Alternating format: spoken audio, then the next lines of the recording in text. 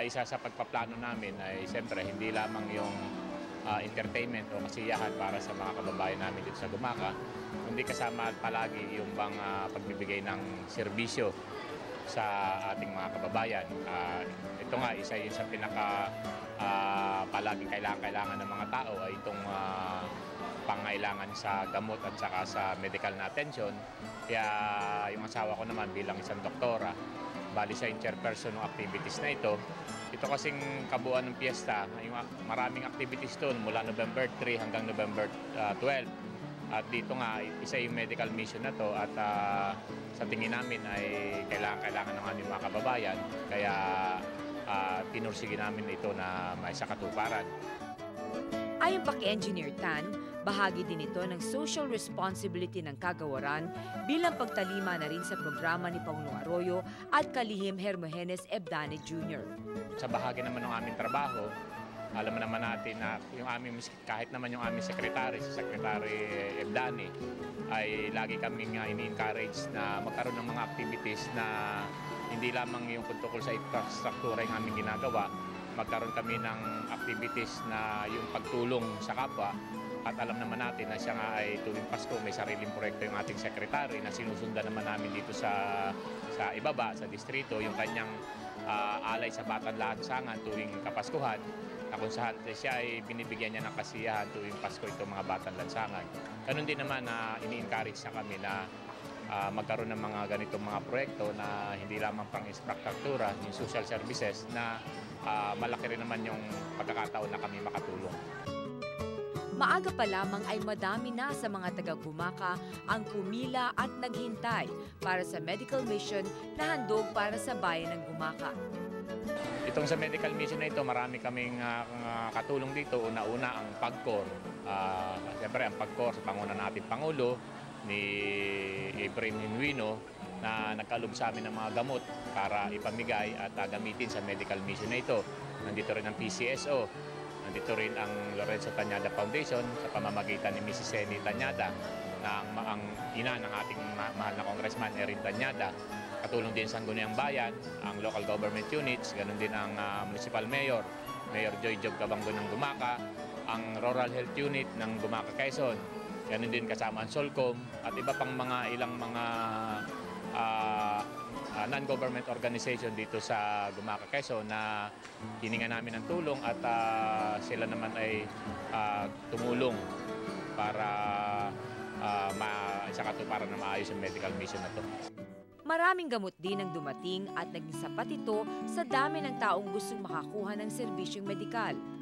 Ayon kay Doktora Angelina Tan, karamihan sa mga pasyente ay mga bata. Usually upper respiratory infection, kuminsan yung mga loose bowel movement lang, and then mostly kasi mga cough and cold lang, respiratory. Kasi yung sa situation kasi ng living nila, ano mo yun, majority ng patients namin is from yung mga depressed area, squatters, so usually yung condition ng living crowded, walang masyadong ventilation, yun, nagkukos yun ng respiratory problems.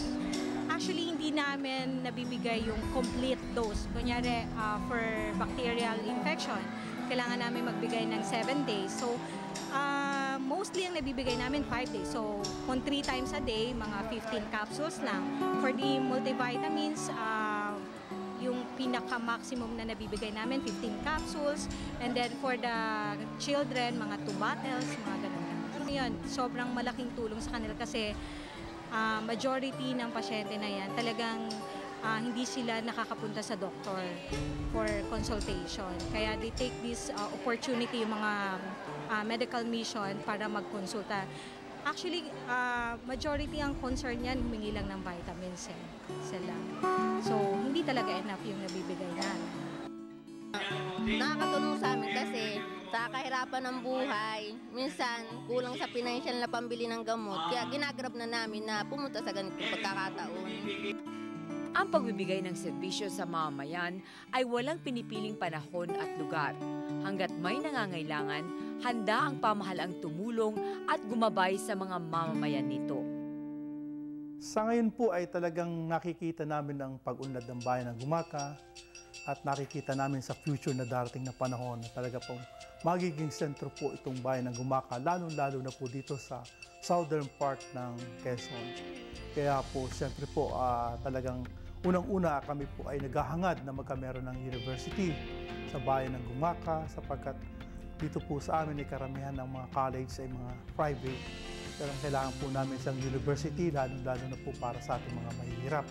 At kami naniniwala na pag may university dito, dadaming estudyante. At siyempre, pag may estudyante, dadaming kakain, dadaming sa tricycle. Dagdag kita sa ating mga magta-tricycle, sa mga mananahi. At siyempre po, dagdag trabaho sa ating mga mamamayan.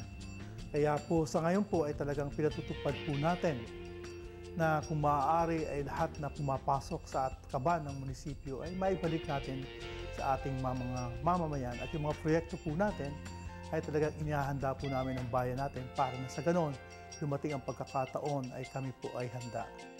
Sa programa ng aming Secretary Ibdani, na yung kanyang alay sa Batang Lansangan tuwing Pasko, ay ginagawa na rin namin yan dito sa aming distrito.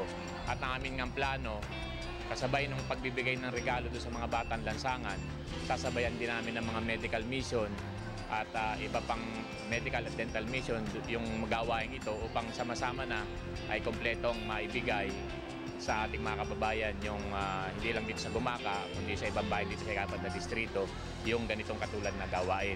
Kaya asahan po na sa aming pagsasagawa nung alay sa Batang Lansangan ng proyekto namin Secretary, pipilitin namin na samahan ng medical mission upang sa ganun ay maabot din yung ibang mga pangailangan ng iba nating kababayan.